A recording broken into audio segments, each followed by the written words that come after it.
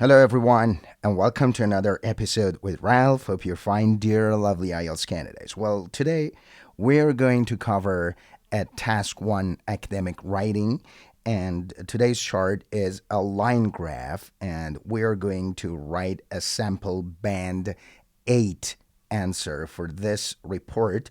And it's a line graph which describes the number of students from the US, UK, and Australia. So, first of all, let's take a look at our question and the graph itself. The graph provides information on the number of students from the US, UK, and Australia who studied in other countries between 2002 and 2007. Right, so in first looking at this graph, we come to analyze that this is a trend graph. Why? Because in the horizontal line, there are dates. All right, there are dates, and you have to analyze the data based on the words and vocabularies related to trend graphs, which you pretty know. We have to use words like increase, decrease, or adjectives or adverbs, slightly, significantly, significant. All right, so this is going to be our language in writing this report. As I said before, the first step in writing Task 1 academic IELTS academic writing report is, first of all, to start planning. So in planning, you come to know what you have to write in each paragraph. So the first paragraph in writing our report is an introduction paragraph in which it tells the reader what the chart you're describing is. Right? So basically, we paraphrase the question itself. We change the words, use some synonym language, and that would be our first paragraph, which is introduction. Our second paragraph, guys, is overview paragraph. So in overview paragraph, we highlight the main trends without going into detail. So here, what can we write about our overview paragraph? So as you can see, pay attention to the US and Australia, right? Their starting point is 50,000 and 10,000, and the ending point in 2007 is again 50,000 and 10,000. So although both countries experienced a slight decrease during this time period, but the ending point, they returned to the original figure by 2007. All right. So this is what we mean by writing our overview paragraph. And also, the UK experienced a continual decline. So in overview paragraph, we should say that both the US and Australia, right, returned to their original figure by 2007, and UK witnessed continual, let's say, decline or decrease. All right, so that would be our overview paragraph. Now, in writing our body paragraphs, we have to group the data or compare or contrast whatever possible. So here we have to write two body paragraphs, and grouping the data is of the utmost importance here. So some students prefer, for example, to write about the US in one paragraph and write about UK and Australia in the other paragraph. I do not recommend doing something like this. Why? Because that would not be an appropriate way to group the data.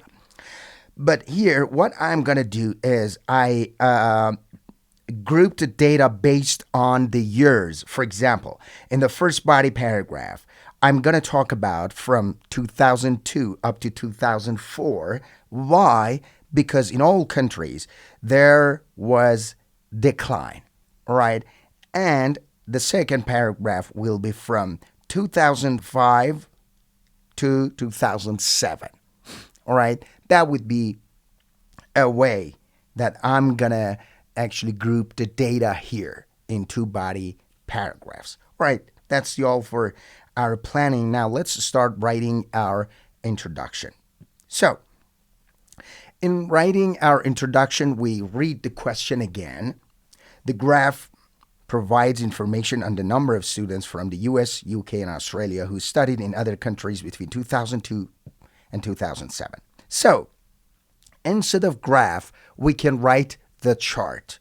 The chart, instead of provides information, we can write provides data. All right? And the number of students from the US, UK, and Australia who studied in other countries over a 6-year period. Over a 6-year period. So I change it. I add this time period over a 6-year period from 2002 to 2007.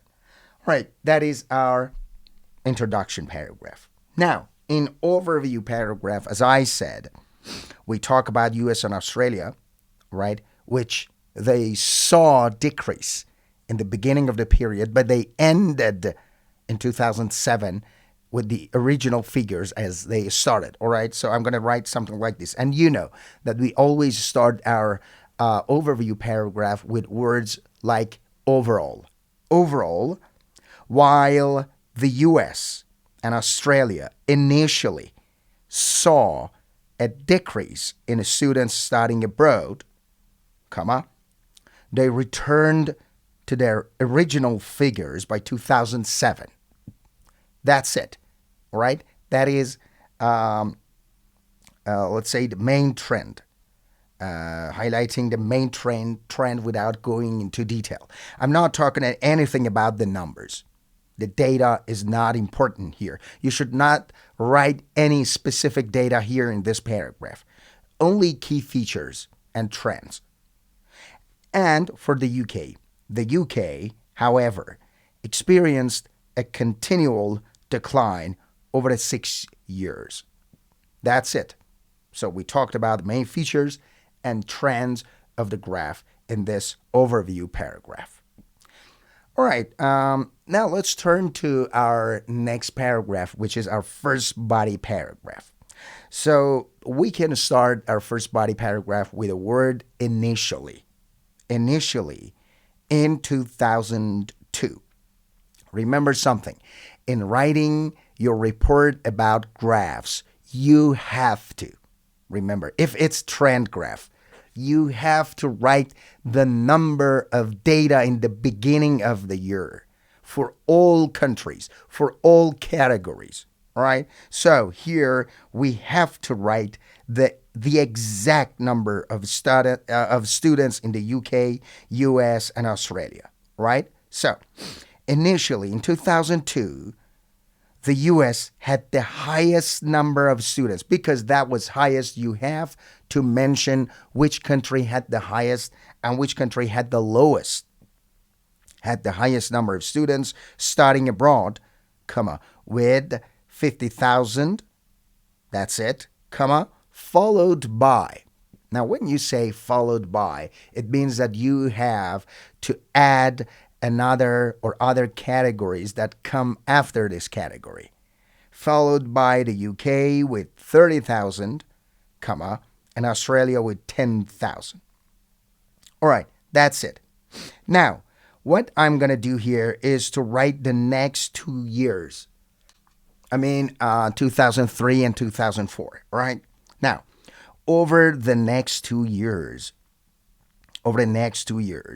there was a decrease in the number of students from all 3 countries studying abroad. As you can see, take a look at our graph here. Up to 2004, all countries here, US, UK, and Australia, they witnessed a decline in the number of students, right? So, now, what I'm going to do here is to write the number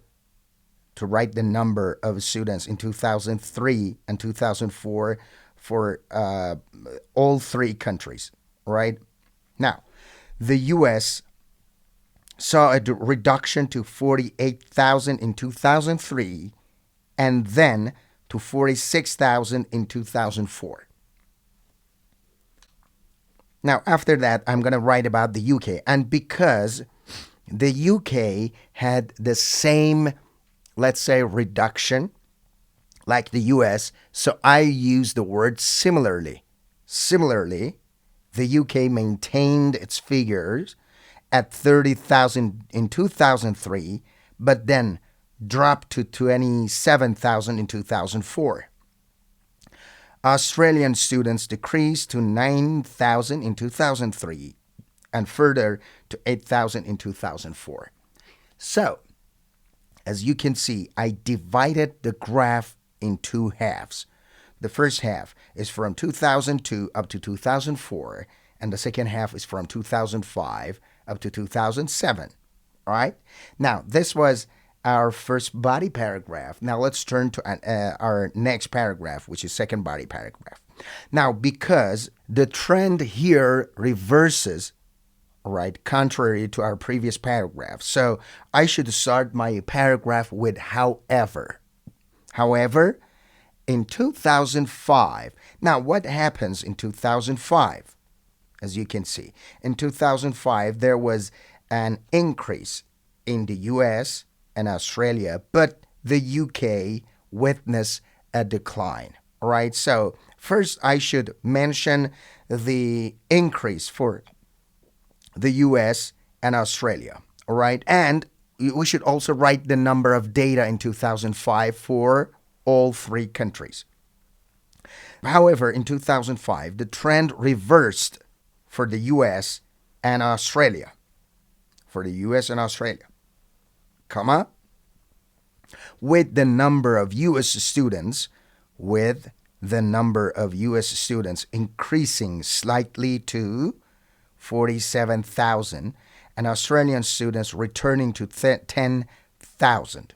All right, that's for US and Australia. What about the UK? The UK, on the other hand, continued to see a decline, dropping to 25,000. So as you can see, in 2005, the number of students for the UK was around 25,000. All right? Now, that would be better if I used around 25,000. All right? Dropping to around 25,000 because we are not pretty sure, right? That's if I write 25,000, that would be overgeneralization, right? Now, what happens to the UK up to 2007? It continues to drop, right? Now, because here I talked about the UK, I have to continue writing about the UK up to the end, and then I should refer to US and Australia, what happens to these two countries, all right? Now, this downward trend, it means the trend for the UK.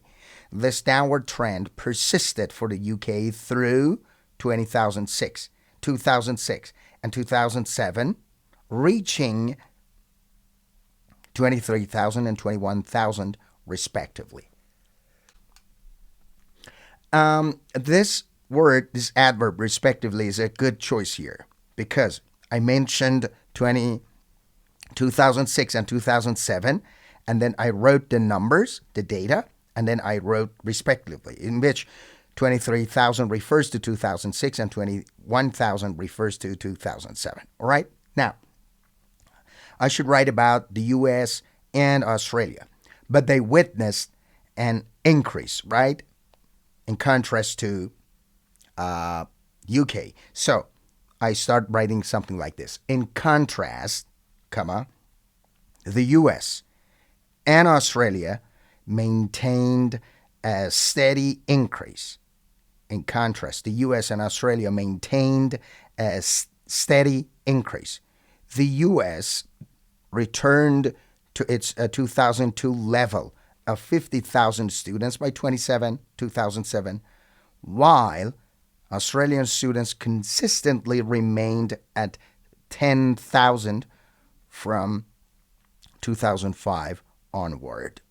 As you can see, this is the same. From 2005 up to 2007, Australian number or data remained at 10,000 students. All right, that's all, guys. That's sample band 8 answer for this question.